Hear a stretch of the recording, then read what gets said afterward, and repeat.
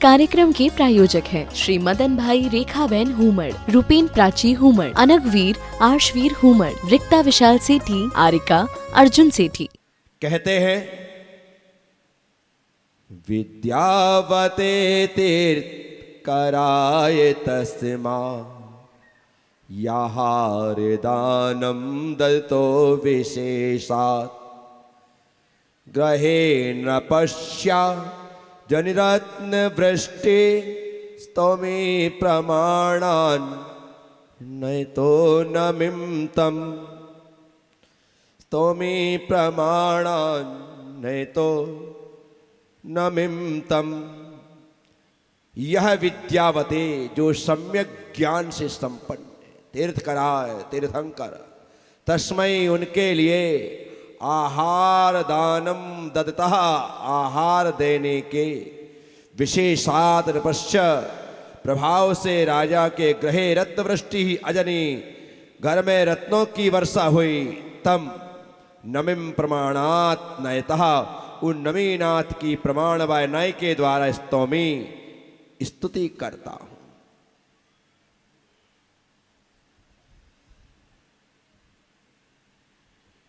भगवान जिनेन्द्र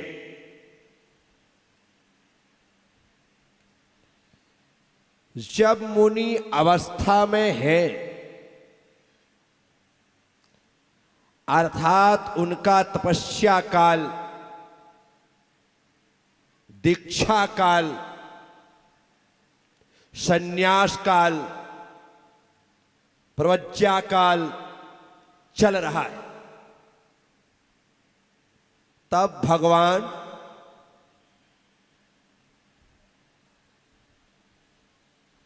दान तीर्थ के प्रवर्तन के लिए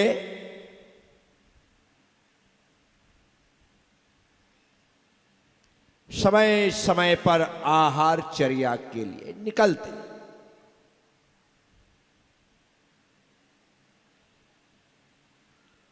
जिनके घर भगवान के आहार होते हैं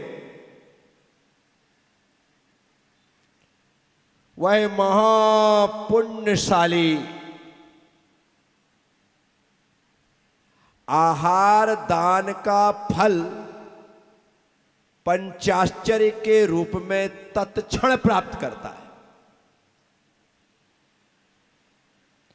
जो फल बाद में मिलेगा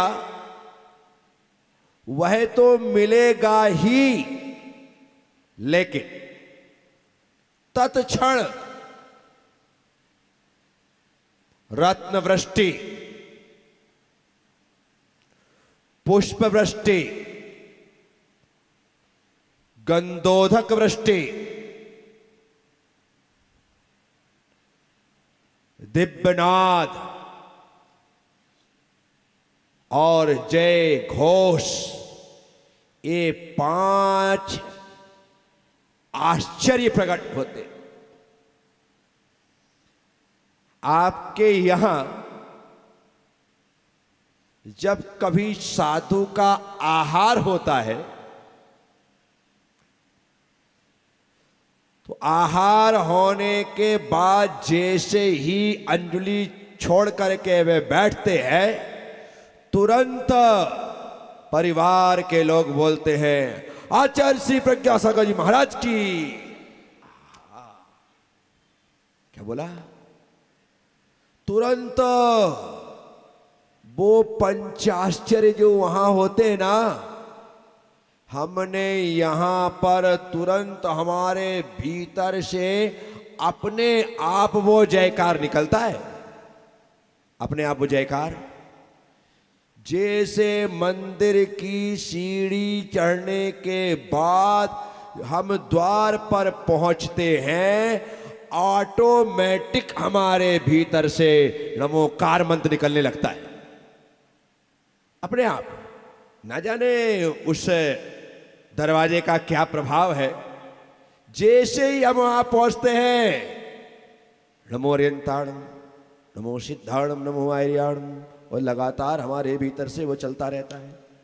ये वहां का प्रभाव। वैसे ही साधु के आहार के बाद हमारे भीतर से सबसे पहले जयकार निकलती है। लोग खुश हो जाते हैं, आनंदित हो जाते हैं।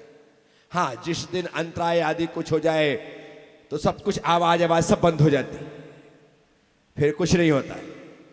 फिर खुशी को इजहार करते हुए गृहस्थ जयकार तो लगाता है, मंगल गीत गाता है। प्रत्येक व्यक्ति को अपने घर में आहार होने के बाद जय जयकार के साथ मंगल गीतों से युक्त मंगलाचार करना चाहिए। लोगों को भजन ही नहीं आते हैं तो गुरुवर आज मेरी कुटिया में आए हैं, गुरुवर आज मेरी, वो भी 2-3 लाइन, उसके बाद तो सब खेल खत्म। और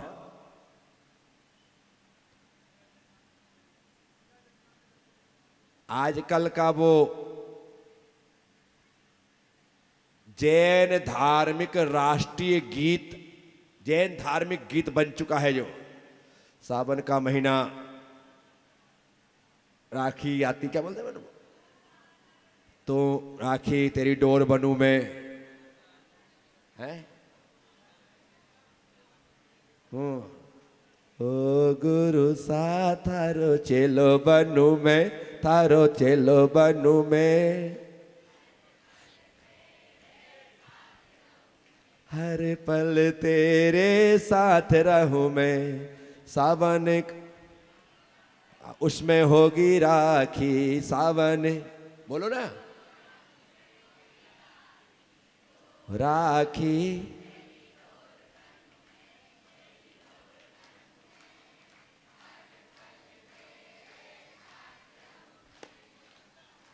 बहुत सुंदर, बस बस बस बस।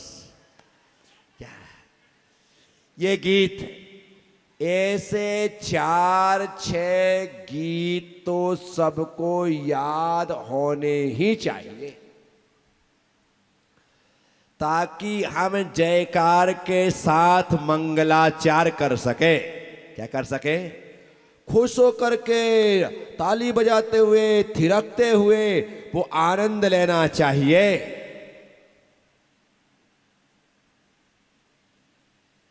हमारे इतने पुण्य का उदय नहीं है कि रत्न वृष्टि हो सके,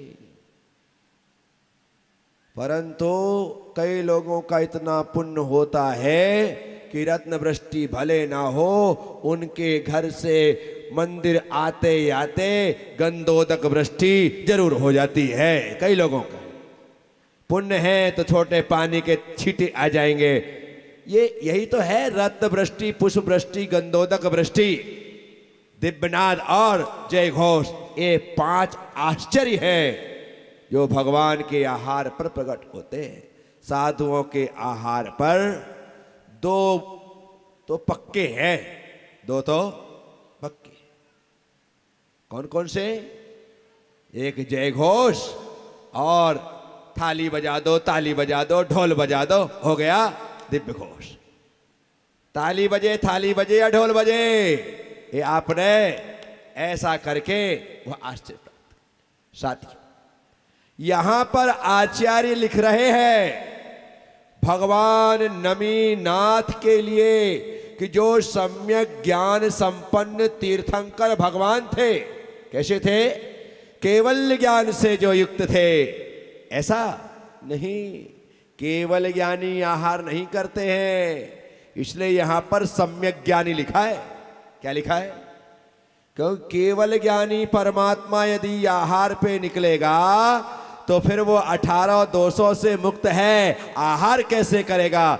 इसलिए यहां पर शब्द आया है विद्यावते तीर्थंकराय, जो सम्यक ज्ञान से संपन्न तीर्थंकर हैं। ठीक है, सम्यक ज्ञान से संपन्न है, क्योंकि इस समय जब भगवान आहार के लिए जाते हैं उस समय उनके पास कितने ज्ञान होते हैं? कितने ज्ञान होते हैं? 3 या 4? 3 4 5 2। भाई आप लोग कंफ्यूज हो रहे हो। हाँ तिलकवती तुम ही बोलो कितने? 3। कितने? गलत जवाब। कितने? संजय तुम बोलो। 4 सही जवाब। क्योंकि भगवान जन्म से 3 ज्ञान लेकर के आते हैं और जैसे ही दीक्षा लेते हैं 4 ज्ञान से संपन्न हो जाते हैं। कितने ज्ञान से? मन पर्याय ज्ञान भी उन्हें उसी समय होता है। भगवान 4 ज्ञान से संपन्न होते हैं, 3 ज्ञान से नहीं। जब तक वो गृहस्थ अवस्था में थे, राज्य अवस्था में थे, जब तक दीक्षा नहीं ली थी, तब तक मति ज्ञान, सुतक ज्ञान, अवधिक ज्ञान, ये 3 ज्ञान थे। और दीक्षा लेते ही तिलकवती कितने हो गए आप? अभी तुम 3 बोल रही थी और तुम्हारे चक्कर में सारी महिलाएं भी 3 बोलने लगी। उनको सबको मालूम कोई इंटेलिजेंट कोई है तो तिलकवती है। तो कितने? 4 ज्ञान से संपन्न भगवान आहार के लिए। जब तक 4 ज्ञान है तब तक उन ज्ञानों को सम्यक ज्ञान कहते हैं। क्या कहते हैं? लेकिन जैसे ही 5वां सम्यक ज्ञान प्रकट होता है, 5वां वो केवल ज्ञान भी सम्यक ज्ञान है, लेकिन वो सबके साथ रहना पसंद नहीं करता। उसका नाम है केवल। क्या नाम है? केवल। अकेला ही रहना पसंद करता है। वो अपने साथ किसी को, चंद्रमा की आदत है वह ग्रहों के साथ, नक्षत्रों के साथ, तारों के साथ, सितारों के साथ, सबके साथ रह लेता है। लेकिन सूरज को ये सब पसंद, वो जब रहता है तो अकेला ही रहता है। वो रहता है तो केवल ज्ञान सूर्य है जो अकेला रहता है, और बाकी ज्ञान ग्रह, नक्षत्र, प्रकीर्णक, तारे उनके समान है, क्योंकि वो सब साथ रह लेते हैं। चांद के प्रकाश में छोटे मोटे तारे भी टिमटिमाते रहते हैं। ठीक है? इसीलिए 5 ज्ञान सम्यक हैं, लेकिन 4 ज्ञान छायोपशमिक हैं और 5वां ज्ञान छायिक है। छायिक ज्ञान छायोपशमिक ज्ञान के साथ नहीं होता है। या यूं कहें कि जब ज्ञान छायिक हो जाता है तो छायोपशमिक ज्ञान समाप्त हो जाते हैं और उस समय उनकी कोई गणना नहीं होती। ऐसा भगवान का वह 5वां ज्ञान केवल ज्ञान जो छायिक ज्ञान। अब देखो, जिसका नाम केवल ज्ञान है ना, उस ज्ञान को हमारे शास्त्रों में असहाय ज्ञान कहा है। क्या कहा है? असहाय। क्या कहा है? बोलो, जोर से बोलो। असहाय ज्ञान कहा है। क्या कहा है? एकदम असहाय है वो, कोई उसको सहारा देता ही नहीं है। क्यों? क्योंकि वो किसी का सहारा लेता ही नहीं। किसी का सहारा? मति ज्ञान के लिए आचार्य कहते हैं तदिंद्रियान इंद्र निमित्तम। वह मति ज्ञान इंद्री और मन के निमित्त से होता है। फिर आचार्य श्रुत ज्ञान के लिए कहते हैं श्रुतम मति पूर्वम। श्रुत ज्ञान मति ज्ञान पूर्वक होता है। फिर आचार्य महाराज अवधि ज्ञान मन पर्याय ज्ञान के लिए कहते हैं वह द्रव्य क्षेत्र काल भाव की अवधि को लिए हुए होता है, मर्यादा में होता है। मन पर्याय ज्ञान के लिए कहते हैं द्रव्य क्षेत्र काल भाव की मर्यादा लिए हुए, सिर्फ दूसरे की मन की ही बात जानता है, लेकिन तीनों लोगों की, तीनों कालों की बात नहीं जानता है। तो इन सब को सहारे की जरूरत पड़ी, इसलिए वो सहाय ज्ञान है। और केवल ज्ञान को सहारे की जरूरत नहीं पड़ी तो वह असहाय ज्ञान है। कौन सा ज्ञान है? जब मैंने पहली बार सुना था ना, जब मैं छोटा था, कि केवल ज्ञान असहाय ज्ञान है, तो मुझे बड़ा वो लगा था कि यार केवल ज्ञान जैसे ज्ञान को असहाय ज्ञान कहते हैं। क्या कह दिया? असहाय ज्ञान कह दिया। ये कितना हल्का सा शब्द है असहाय। बाद में समझ में आया कि केवल ज्ञान को किसी प्रकार की सहायता की जरूरत नहीं पड़ती है, ना इंद्रियों की, ना मन की, ना द्रव्य की, ना क्षेत्र की, ना काल की, ना भाव की। इस कारण से वह असहाय ज्ञान है। साथियों, तो वे भगवान नमीनाथ जो सम्यक ज्ञान से संपन्न तीर्थंकर मुनिराज थे, तीर्थंकर मुनिराज थे, उनके लिए आहार देने के प्रभाव से राजा के घर में, क्या राजा के घर में, और वो राजा था वीरपुर का श्री दत्त राजा। उस राजा श्री दत्त के घर में रत्न वृष्टि हुई। क्या हुई? गंधोदक वृष्टि हुई, पुष्प वृष्टि, खूब दिव्यनाद बजे, चारों तरफ आनंद ही आनंद हो गया।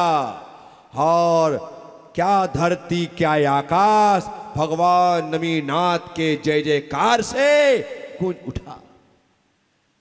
हमेशा देवताओं ने तीर्थंकरों की जय जयकार की, लेकिन सिर्फ एक समय था जब तीर्थंकर भगवान की जयकार छोड़ करके देवताओं ने दान देने वाले राजा की जय जयकार की।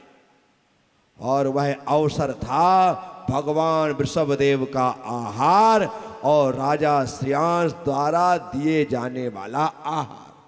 उस समय देवताओं ने धरती में आकर के एक स्वर में कहा, हस्तिनापुर नरेश की जय हो, महाराज श्रेयांश की जय हो, दान दाता राजा श्रेयांश की जय हो। तब राजा श्रेयांश ने बाहर आकर के कहा था, अय देवताओं, तुम्हें क्या हो गया है? इस कार्यक्रम के प्रायोजक हैं श्री मदन भाई रेखाबेन हुमड़, रूपेन प्राची हुमड़, अनगवीर आर्शवीर हुमड़, रिक्ता विशाल सेठी, आरिका अर्जुन सेठी।